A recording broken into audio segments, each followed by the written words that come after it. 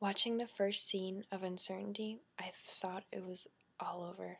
Were we seriously about to watch 90 minutes of the cheesiest acting possibly ever? Shortly after, the film redeemed itself.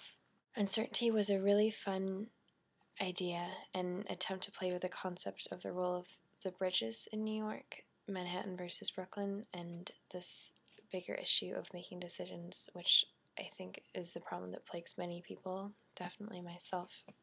Especially here in New York, there's always a million things to do, and it can be really hard to figure out which one's right. And this was a very sort of dramatic but cool take on that.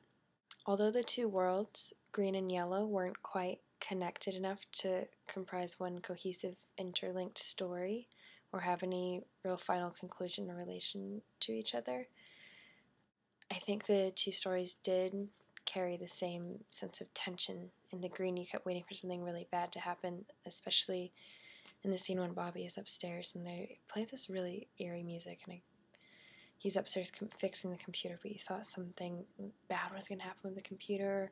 I thought maybe at that moment the two stories were going to link between the cell phone and the computer. I'm not sure how. And then another part when the children were playing with the dog, I kept thinking that the dog was going to eat them or something. In the yellow story, there was lots of tension. You just hope that the couple don't get shot. I love the way this yellow story was shot. It was a great portrait of New York, a side of New York mafioso that I haven't experienced, but I'm sure it exists.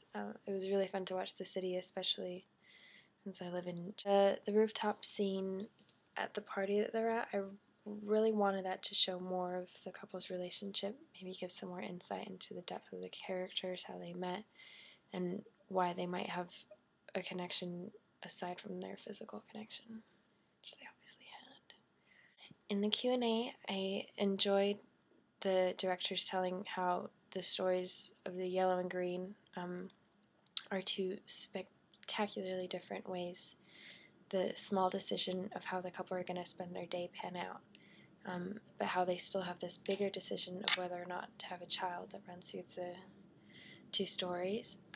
If that's a reflection of how one little decision can pan out, God knows how radical a big decision could possibly pan out.